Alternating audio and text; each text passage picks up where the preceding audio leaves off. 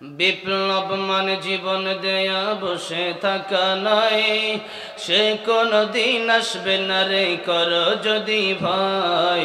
বিপ্লব মানে জীবন দেয়া বসে থাকা নয়, সে কোনদিন আসবে না রে কর যদি ভয়। একটু জোরে কোন ঠিক না বেঠিক?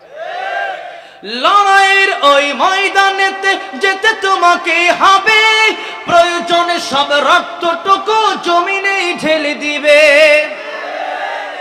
লড়াইয়ের ওই ময়দানেতে যেতে তোমাকে হবে, প্রয়োজনে সব রক্তটুকু জমিনে ঢেলে দিবে। তবু তোমায় লড়তেই হবে, মানিবে না পরাজয়। তবু তোমায় লড়তেই হবে, মানিবে না পরাজয়। বিপ্লব মানে জীবন দেয়া বসে থাকা নয়, সে কোনদিন আসবে না রে কর যদি ভয়। বিপ্লব মানে জীবন দেয়া বসে থাকা নয়, সে কোনদিন আসবে না রে কর যদি ভয়। কোথা থেকে কোন বিন্দেশে শকুন আমার দেশে এসে, সেবার নামে প্রশ্ন জোরে মীর জাফরের ভেসে। সুদ ঘুষ এদেশে আছে না নাই? আমদানি কিন্তু এই দেশের লোকেরা করে নাই, বাইরের দেশের পশ্চিমার লোকেরা করছে, ঠিক না বে ঠিক? কোথা থেকে কোন বিন্দেশে শকুন আমার দেশে এসে, সেবার নামে প্রশ্ন জোরে মীর জাফরের ভেসে। ওদের করতে নাস্তানাবুদ হতে হবে নির্ভয়, ওদের করতে নাস্তানাবুদ হতে হবে নির্ভয়। বিপ্লব মানে জীবন দেয়া বসে থাকা নয়, সে কোনদিন আসবে না রে কর যদি ভয়। বিপ্লব মানে জীবন দেয়া বসে থাকা নয়, সে কোনদিন আসবে না রে কর যদি ভয়, ঠিক না বেঠিক? কি হবে বেঁচে থেকে অযথা বিদ্যা শিখে, যদি না গড়তে পারি শোষণবিহীন সমাজটাকে? কি হবে বেঁচে থেকে, কি হবে ছাত্র সেজে চমুখে সনদখানা, যদি ওই বিদ্যালয়টা হয় পতিতাদের আড্ডাখানা? এর চেয়ে মরাই ভালো, দেশ ছেড়ে যাওয়াই ভালো। এর চেয়ে মরাই ভালো, দেশ ছেড়ে যাওয়াই ভালো। কি হবে ধোঁকা দিয়ে বিবেকটাকে, কি হবে বেঁচে থেকে অযথা বিদ্যা শিখে, যদি না গড়তে পারি শোষণবিহীন সমাজটাকে? কি হবে বেঁচে থেকে, কি হবে বেঁচে থেকে? কি হবে আলেম হয়ে ইমাম সেজে সমাজেতে, পারো যদি সত্য কথা উচ্চ সুরে না বলিতে? আছে না নাই? শুধু আলেম হইলে কোনো লাভ আছে? যে ব্যক্তি আলেম হইয়া ইসলামের দাওয়াত মানুষের দ্বারা পৌঁছায় দিতে পারে না, আলেম হয়ে লাভ আছে? আলেম হয়েছে কিন্তু সভাপতির ডরে মসজিদে হক কথা কয় না, আছে না নাই? কারণ সভাপতি ঘুষ খায়, সেক্রেটারি সুদ খায়, মোতাওয়াল্লির বউ পর্দা করে না, আছে না নাই? এদের ভয়ে কি আমরা হক কথা ছেড়ে দেব? যতদিন পর্যন্ত দেহের মধ্যে রক্ত আছে ততদিন পর্যন্ত আমরা দুনিয়ার কোন নাস্তিক বেঈমানকে ভয় পাবো না। ভয় পেতে হলে একমাত্র আল্লাহকে ভয় পেয়ে হক কথা বলবো, ঠিক না বেঠিক? একজন যুবক পাইলাম না নারায়ে তাকবীর দেওয়ার জন্য, দেন একজন নারায়ে তাকবীর দেন। কই নারায়ে তাকবীর লোক দেওয়ার কই? মাহফিলটা জমান না, নারায়ে তাকবীর দেন।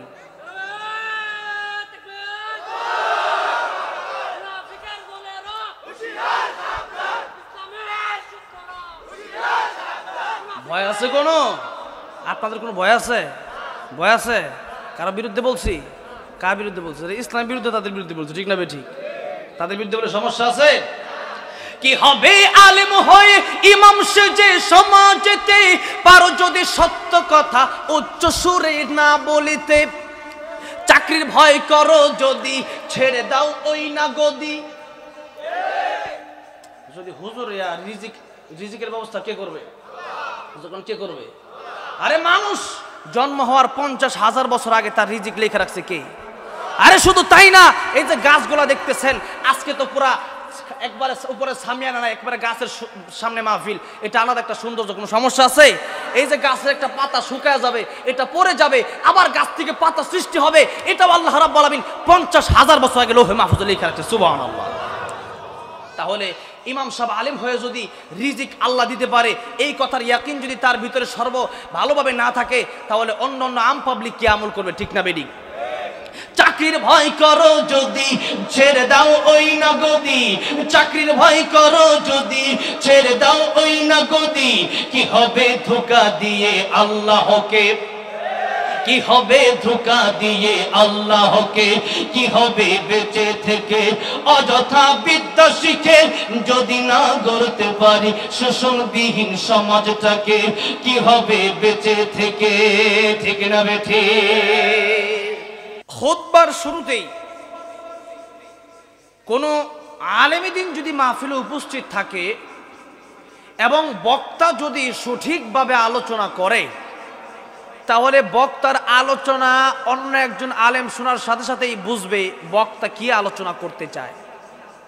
তার খুতবার শুরুতে আয়াত এবং হাদিস এবং তার বক্তব্য যদি আরবি, যদি কিছু বাংলা বক্তব্যের কিছু আরবি যদি প্রথমে হয় আরবিতে, এটা যখন অন্য কোনো বক্তারা শুনবে বা অন্য কোনো আলেম শুনবে বা কোনো শিক্ষিত সমাজে কথাগুলো শুনবে, বক্তৃতার শুরুতেই, খুতবার শুরুতেই তারা বুঝে ফেলবে বক্তা কি বয়ান করতে চায়।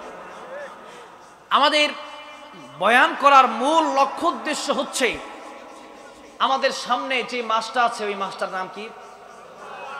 ইংলিশ আর বাংলা মাসের নাম আমি আপনাদেরকে জিজ্ঞাসা করি নাই, এটা ওয়াজের মঞ্চ, এটা কোরআন হাদিসের মঞ্চ। এখানে আপনাদেরকে আরবি মাসের নামে জিজ্ঞাসা করছি। আগামীতে যে মাস আসছে এই মাসের পরে, এই মাসের নাম কি? শাবান শাহরি ওয়া রমাদান শাহরুল্লাহ। নবী বলেন শাবান হলো আমার মাস, রমজান হলো আল্লাহর মাস। আচ্ছা আপনারা বলেন দেখি, 12টা মাসের ভিতরে এমন কোন মাস আছে যেটা আল্লাহর না? আছে? তাহলে রমজানকে নবী বললেন ওয়া রমাদান শাহরুল্লাহ, নবী বললেন শাবান শাহরি, শাবান হলো আমার মাস, ওয়া রমাদান শাহরুল্লাহ, রমজান হচ্ছে আল্লাহর মাস। এই কথাটা নবী কেন বললেন? আব্দুল কাদের জিলানী রহমতুল্লাহ আলাইহি হাদিসের ব্যাখ্যা করেছেন। তিনি বলেছেন যে 12টা মাসের ভিতরে রমজান ব্যতীত 11টা মাস, যেমন ভাবে যত নবী আছে সমস্ত নবীর চাইতে দামি কোন নবী? আমাদের নবী। আমাদের নবী কাদের নবী? গর্ব করে বলেন না কাদের নবী? আমাদের নবী, বিশ্ব নবী মুহাম্মদ রাসূলুল্লাহ সাল্লাল্লাহু আলাইহি সাল্লাম। আমাদের নবী সবচেয়ে শ্রেষ্ঠ নবী। আমার নবী বলেন ইন্নাল্লাহা ফাদ্দালানি আলাল আম্বিয়া ওয়া ফাদ্দালা উম্মতি আলাল উমাম।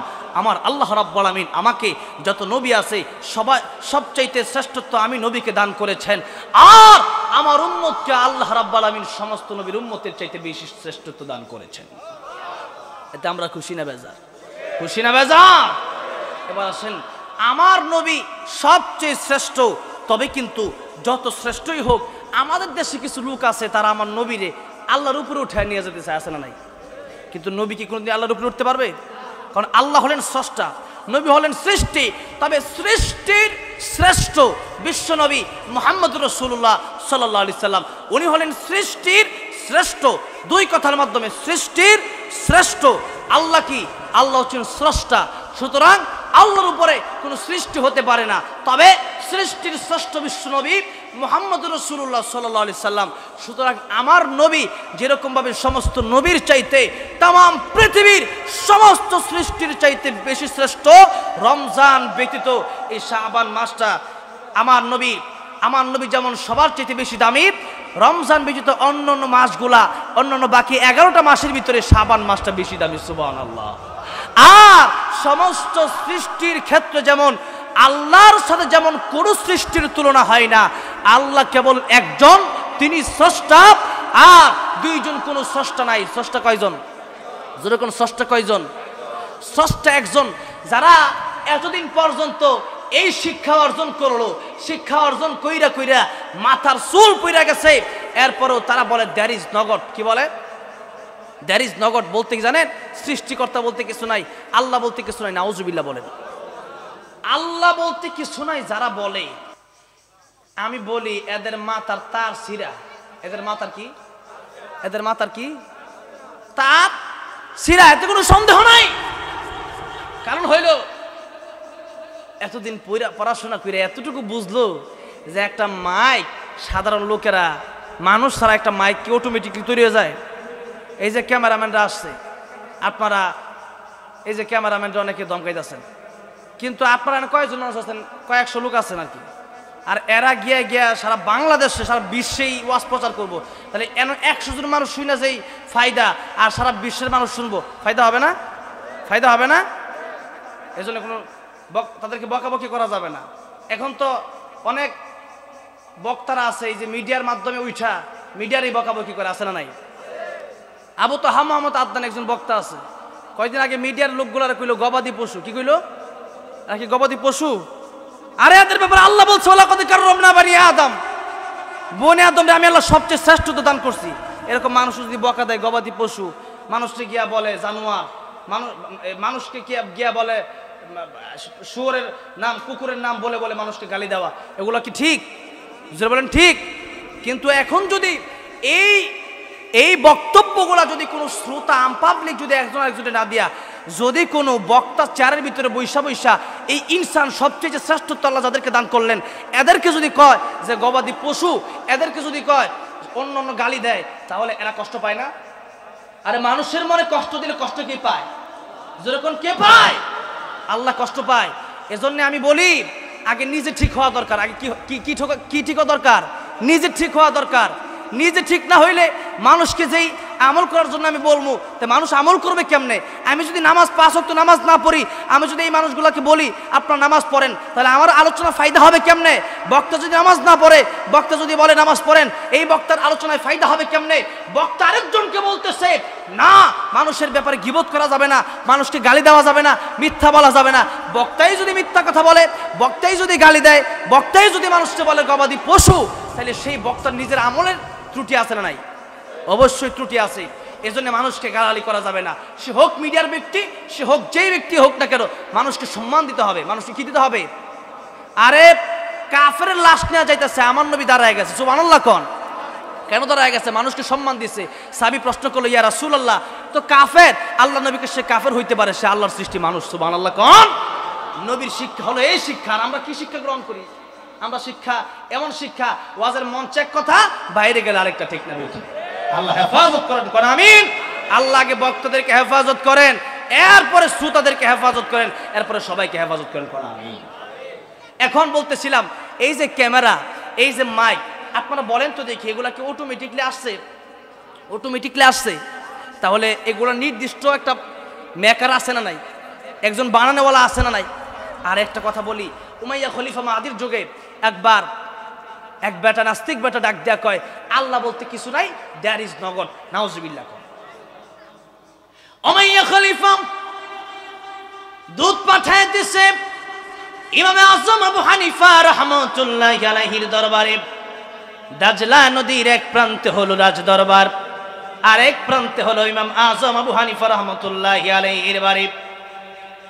দূত গিয়া ডাক দেয়া কয় হুজুর, এই যে নাস্তিক বেটা বলে আল্লাহ বলতে কিছু নাই, সৃষ্টিকর্তা বলতে কিছু নাই।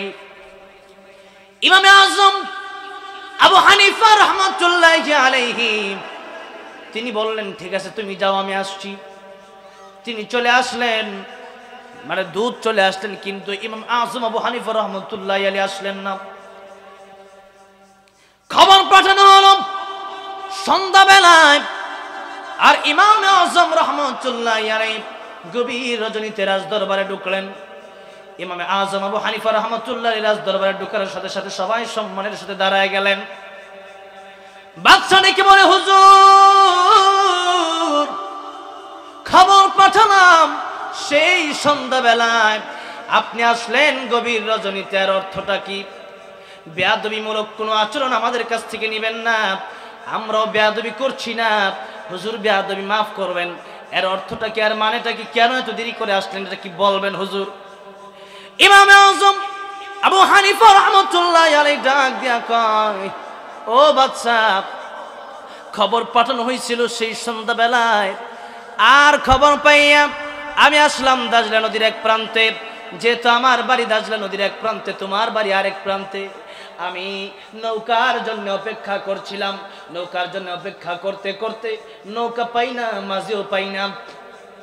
এমন সময় আমি তাকায় দেখি অপেক্ষা করতে করতে হঠাৎ করে এক জায়গা থেকে কাঠ আসে, হঠাৎ করে আরেক জায়গা থেকে প্যারাক আসে, হঠাৎ করে এক জায়গা থেকে আলকাতরা আসে। হঠাৎ করে আমি তাকায় দেখি কে জানি প্যারাকটা কাঠের ভিতরে লাগায় লাগায় নৌকা তৈরি করে ফেলাইলো, আর নৌকার ভিতরে আলকাতরা কে জানি দিয়ে দিল। কোনো মানুষ নাই, কিছু নাই। আমি অবস্থা দেখার পর এই মুহূর্তে আমি আবার তাকায় দেখতেছি নৌকা আমার কাছে আসে, আমাকে নৌকা উঠায় নিল নৌকার ভিতরে। আমি নৌকার ভিতরে উঠলাম, এবার নৌকা আমাকে এপার নিয়ে আসলো। এপার যখন নিয়ে আসছে, আমি যখন নৌকা থেকে নেমে গেলাম, নৌকা আবার অটোমেটিকলি চলে গেল, নৌকা নাই হয়ে গেল। নাস্তিক বেটা বড় খুশি, হাই রে তোমারে ভাবছিলাম ইমামে আজম, তুমি তো তোমার ভাবছিলাম বড় ইমাম, এখন তুমি দেখি বোকা। ইমাম আজম রহমতুল্লাহ আলাইহি কথা বলার পরে ইমাম আজম আবু হানিফা রহমতুল্লাহ আলাইহি ডাক দেয়, কয় নাস্তিক রে, তুই যে আমার বোকা বললি এর কারণ কি? নাস্তিক ডাক দেয়, কয় কারণ হলো এটা কি কোনো সম্ভব নাকি? পাগলের মতো কথা বলো, তুমি তো দেখছি ছোট ছেলেদের মতো কথা বলো। কই কেন? কই যে নৌকা হঠাৎ করে কাঠ আসলো, হঠাৎ করে প্যারাক আসলো, আর হঠাৎ করে আলকাতরা এসে নৌকার ভিতরে লাগাই দিলে, তুমি নৌকার ভিতরে উঠলা। নৌকার ভিতরে এই নৌকা কেউ বানাইলো না, অটোমেটিকলি নৌকা তৈরি হয়ে গেল। নৌকার ভিতরে মাঝি নাই, নৌকার ভিতরে চালক নাই। এই অবস্থায় আমি দেখলাম, এই অবস্থায় তুমি যে বলছো নৌকার ভিতরে তুমি উঠলা, মাঝি ছাড়া বৈঠা ছাড়া তুমি আসলা, আবার নৌকা উদাও হয়ে গেল।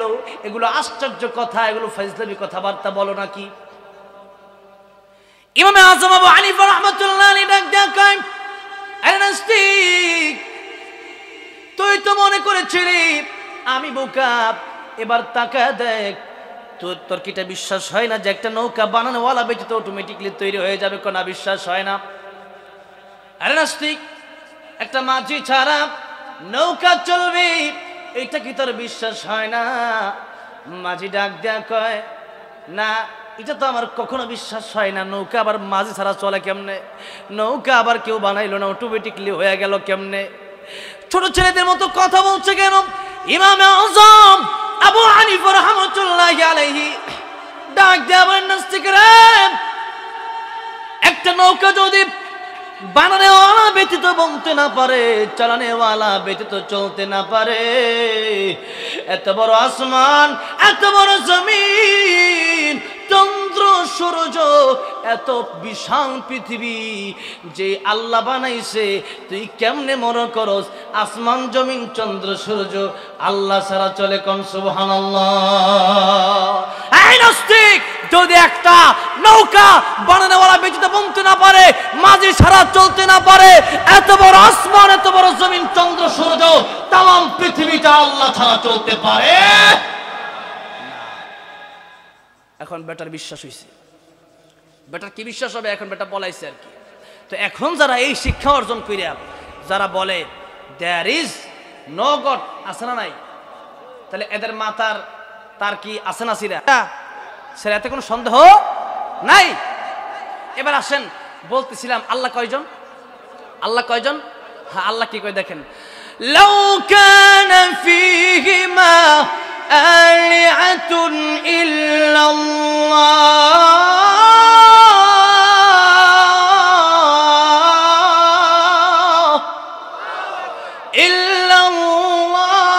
লাফাসাদাতা। আল্লাহ ডাক দিয়া কয়, হায় রে মানুষ, তোরা বুঝলে না?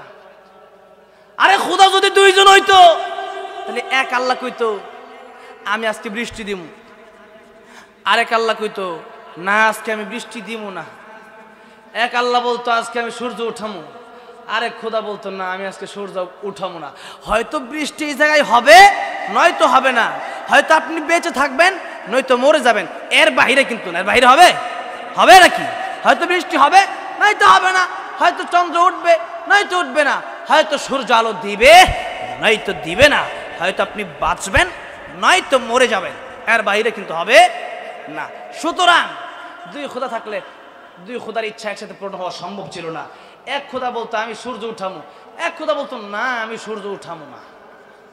এক খোদা বলতো আমি বৃষ্টি দিব, এক খোদা বলতো না আমি বৃষ্টি দিব না, এক খোদা বলতো যে আমি আজকে চন্দ্র উঠাবো, আরেক আল্লাহ বলতো না আজকে আমি চন্দ্র উঠাবো না।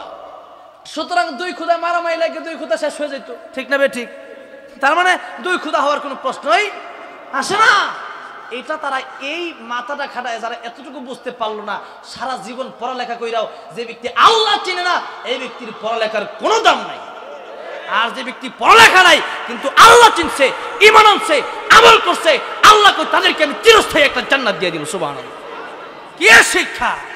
শিক্ষা পায়া যদি যে ব্যক্তি নাস্তিক হয়ে যায়, শিক্ষা পায়া যে ব্যক্তি আল্লাহ চিনে না, শিক্ষা পায়া যে ব্যক্তি কোরআনের বিরুদ্ধে কথা বলে, শিক্ষা পায়া যে ব্যক্তি ওয়াজের বিরুদ্ধে কথা বলে, শিক্ষা পায়া যে ব্যক্তি সরাসরি আল্লাহর বিরুদ্ধে কথা বলে, শিক্ষা পায়া যে ব্যক্তি সরাসরি রাসূলের বিরুদ্ধে কথা বলে, ওয়ারাসাতুল আম্বিয়া উলামায়ে কেরামের বিরুদ্ধে কথা বলে, তোমার শিক্ষার দাম চায় না, পয়সা নাই, ঠিক না বেঠিক? আজকে হুজুরদেরকে গালি দেয়, ঠিক না বেঠিক? হুজুর এটা আবার কি? হুজুর দেখলে তাদের মনে হয় তাদের হুজুর যখন সামনে দেওয়া যায়, আর হুজুরা তো আছে বিপদে, হুজুরা যদি জোরে যায় তাড়াতাড়ি যায় তাহলে মনে কয় যে দাওয়াত খাইবার লাগে দৌড় দিছে, বেশি দাওয়াত খাইয়া লাগবে আজকে। আবার যদি আস্তে আস্তে আড়ে তাইলে কয় হুজুর মনে আজকে দাওয়াত বেশি খেয়াল আছে লিগে হাঁটতে পারতেছে। তো হুজুর কি খারাপ থাকবো নাকি? ঠিক না বেঠিক? এই হলো আমাদের সমস্যা।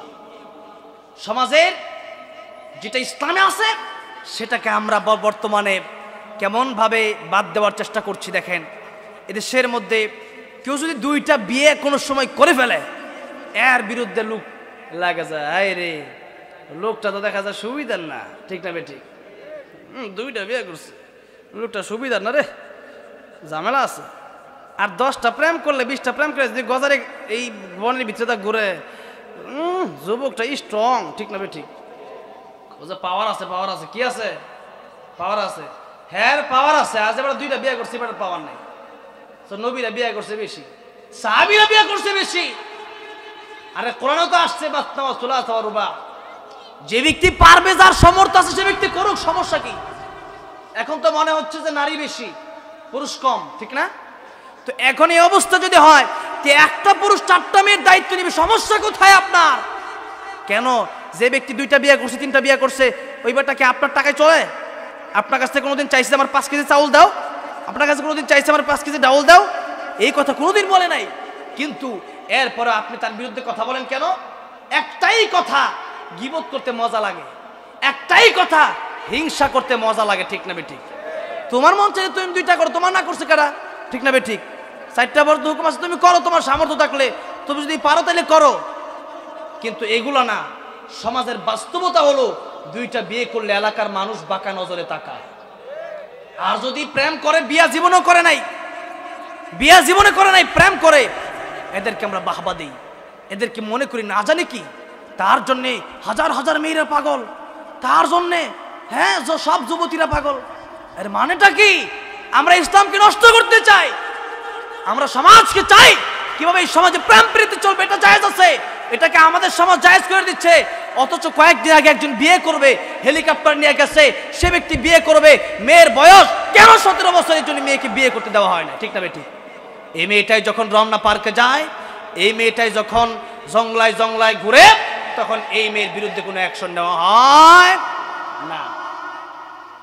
এই জন্যে আমাদের বাস্তব ইসলামকে আমাদের জীবনে কায়েম করতে হবে। ইসলাম যদি কায়েম করতে পারি তবে আমাদের জীবনে আসবে শান্তি, আখিরাতে আসবে মুক্তি। আর যদি ইসলাম কায়েম না করে আমাদের মন গড়া, আমার বাবা এটা বলেছে, দাদা এটা বলেছে, আমার বাবা বলেছে সুদ খাইতে, আমি না খাইলে কি হয়, আমার বাবা বলছে ঘুষ খাইতে, আমি না খাইলে কি হয়, এমন যদি করেন তবে বাবার সাথেই আপনার জাহান্নামে যেতে হবে, এতে কোনো সন্দেহ নাই। আচ্ছা, আলহামদুলিল্লাহ, হুজুর অনেক কষ্ট করে, হুজুরে ভালোবাসেন, হুজুর কিন্তু অনেক কষ্ট করে। আগামীতে ইনশাল্লাহ আমরা হুজুরের এলাকার নেতা হিসাবে দেখতে চাই, ঠিক না বে ঠিক? সেই দায়িত্ব হুজুর নিতে পারবে ইনশাল্লাহ, আল্লাহ কবুল করে, কোন আমিন। এখন আসেন, আমি বলতেছিলাম আল্লাহ কয়জন? আল্লাহ একজন। কথা সাইটে গিয়ে এতক্ষণ কথা বললাম। আল্লাহ রাসূল সাল্লাল্লাহু আলাইহি ওয়াসাল্লাম যে বললেন যে রমাদান আর শাহরুল্লাহ, আব্দুল কাদের জিলানী রহমতুল্লাহ আলাইহি বলেন যে এই যে রমাদান, এই রমজান মাসটা এত দামি, স্রষ্টা যিনি, তার যেমন কোনো তুলনা নাই সৃষ্টির সাথে, তেমনি ভাবে রমজান মাস অন্যান্য বাকি 11 মাসের সাথে এই রমজান মাসের কোনো তুলনা হয় না। কোন সুবহানাল্লাহ। শুধু তাই না, এই রমজান মাস এত দামি মাস। এই রমজান মাস যখন আসে, কেউ যদি একটা নফল ইবাদত করে, আল্লাহ রাব্বুল আমিন তার ইবাদতের মধ্যে ফরজের সওয়াব দেয়া দেয়। সুবহানাল্লাহ। কেউ যদি রমজান মাসে ফরজ ইবাদত করে, ফরজ ইবাদত যারা করবে, একটা ফরজ ইবাদত করলে আল্লাহ রাব্বুল আমিন 70টা ফরজ ইবাদতের সওয়াব তার আমলনামায় লিখে দেয়।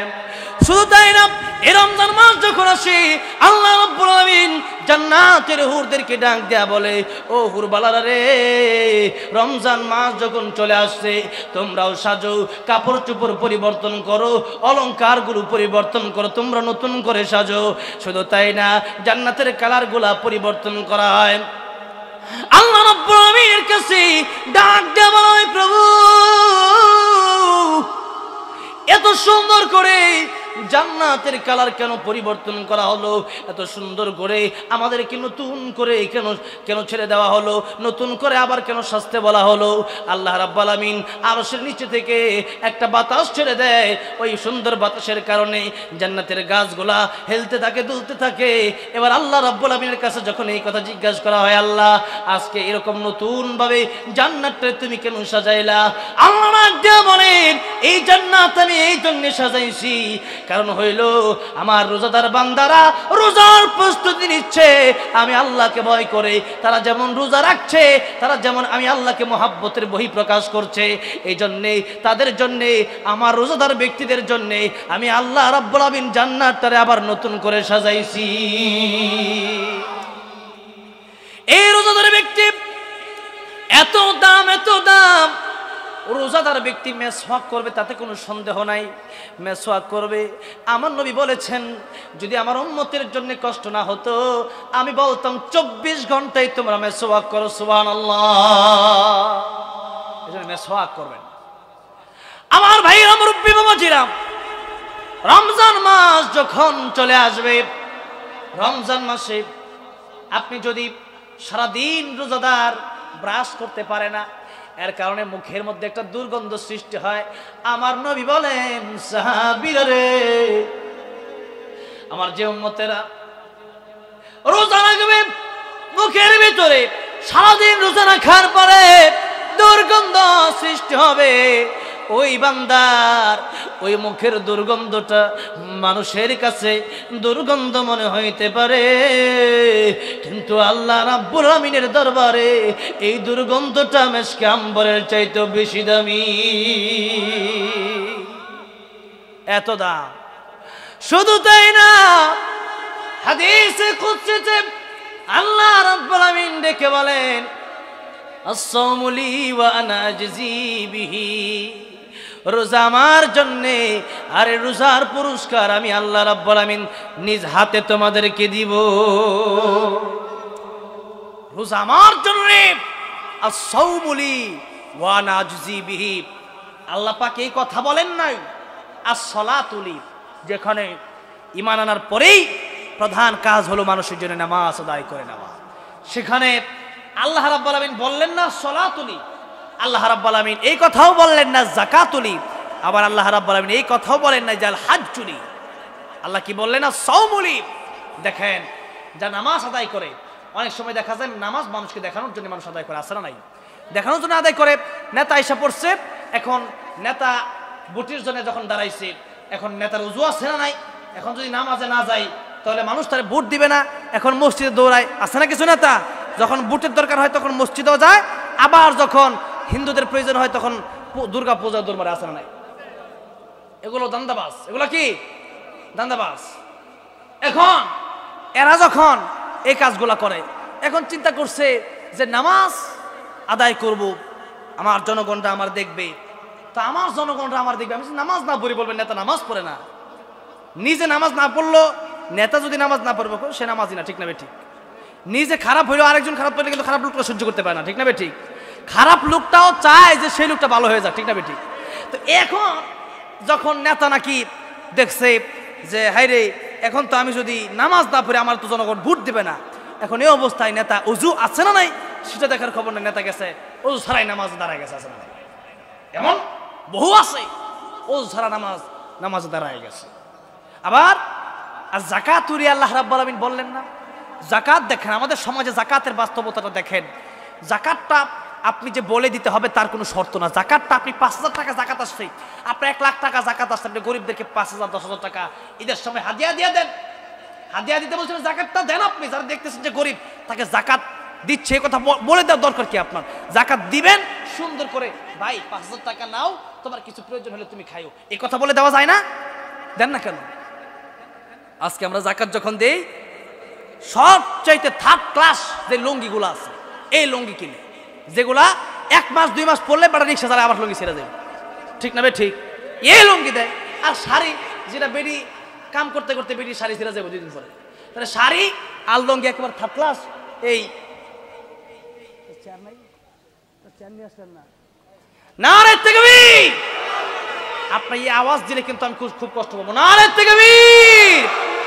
শোয়েব আহমদ আশরাফি সাহেবের আগমন, শোয়েব আহমদ আশরাফি সাহেবের আগমন। নারে তাকবীর!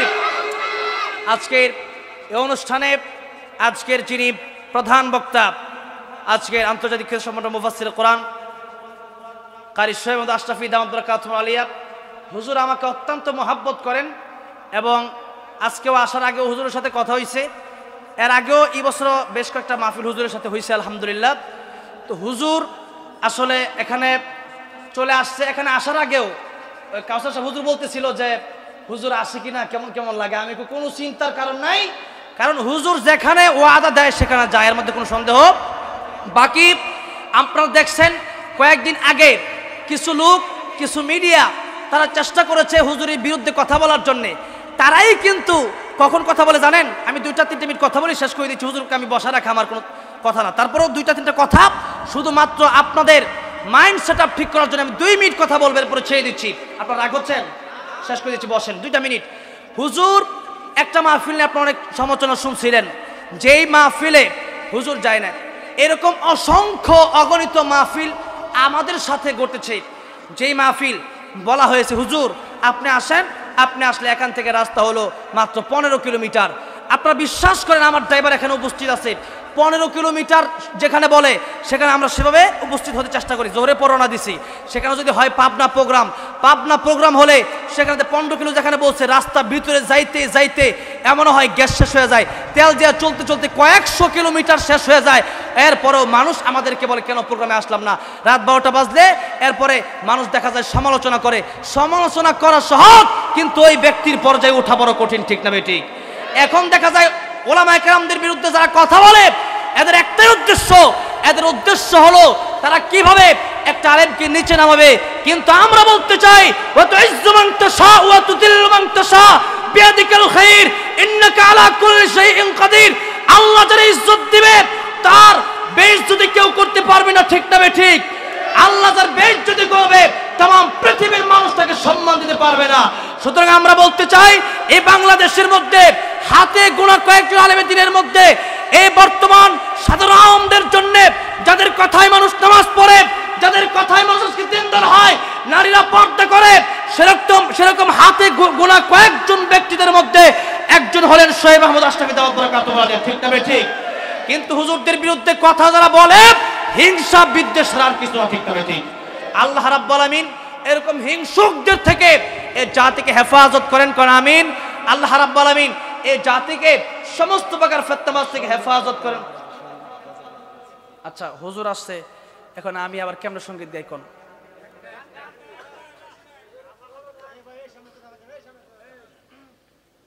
কি সঙ্গীত শুনবেন আপনারা? কোন মদিনার মাটিরে মিডিয়ার আইসে, এরা কিন্তু এটা শুনতে রাজি না, কারণ এরা খালি হ্যাঁ। আচ্ছা আচ্ছা, আমার বাইকুইত আছে এক ভাই যে রমজানের গজল গান, একটা রমজানের গজল। আমি যেহেতু রমজান আসছে, একটা রমজানের গজল গাই। আমার ও মদিনার মাটি তো আলহামদুলিল্লাহ কোটি কোটি মানুষ শুনছে, আলহামদুলিল্লাহ কোটি কোটি মানুষ দেশে বিদেশে এই সঙ্গীত শুনছে। তো আজকে একটা কলরবের ইসলামের সঙ্গীত, যে সঙ্গীতটা আমি আপনাদেরকে শোনাই। আপনারা অনেকে শুনছেন, তারপরে যেহেতু আমি আসছি সেহেতু আমার কণ্ঠে আমি শোনাই আর কি।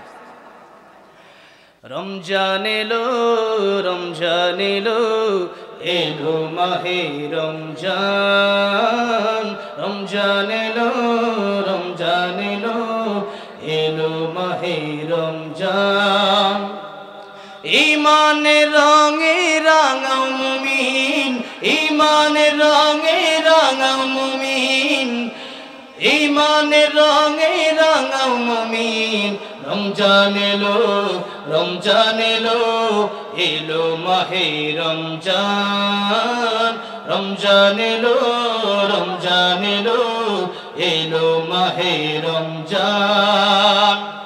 আপনারা একটু আমার খুব কষ্ট হচ্ছে, আমি দীর্ঘদিন অনেক জায়গায় সফর করে সেখানে আসছি, তো একটু আপনার আমার সাথে বলতে পারবেন না ইনশাল্লাহ? একটু বলেন তো।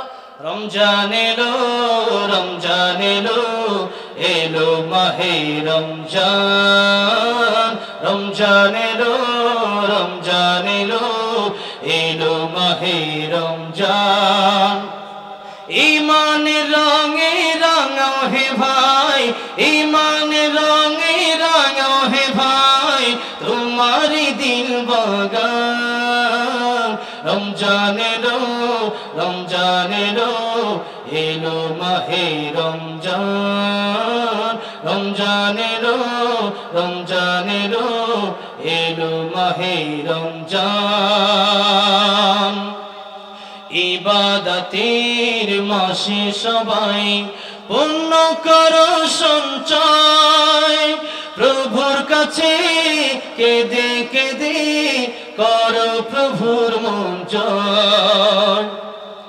ইবাদতের মাসে সবাই পূর্ণ করো সঞ্চয় প্রভুর কাছে কেঁদে কেঁদে করো প্রভুর মন জয়। তোমার তরে মহান প্রভু তোমার তরে মহান প্রভু বেহেশতকে সাজান রমজান এলো রমজান এলো এলো মাহে রমজান রমজান এলো রমজান এলো এলো মাহে রমজান। রোজা রাখো পড়ো তারাবি করো তিলাওয়াত জান্নাতের নূরে নূরে করো তোমারি দিলাওয়াত। রোজা রাখো পড়ো তারাবি করো তিলাওয়াত জান্নাতের নূরে নূরে করো তোমারি দিলাওয়াত। মাফ চেয়ে নাও প্রভুর কাছে মাফ চেয়ে নাও প্রভুর কাছে শোনো ক্ষমার আযান রমজান এলো রমজান এলো এলো মাহে রমজান।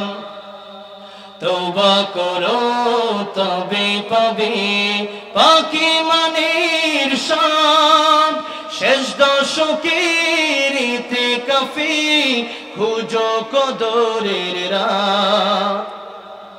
তওবা করো তবে পাবে পাকি মানের শান শেষ দশকের ইতিকাফি খুঁজো কদরের রাত।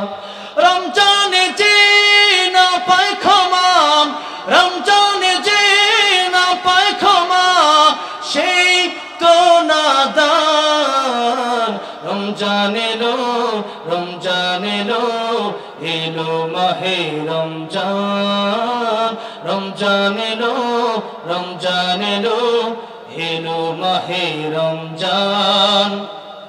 ঈমানের রঙে রাঙাও হে ভাই ঈমানের রঙে রাঙাও হে ভাই তোমারি দিল বাগান রমজান এলো রমজান এলো এলো মাহে রমজান রমজান এলো রমজান এলো এলো মাহে রমজান।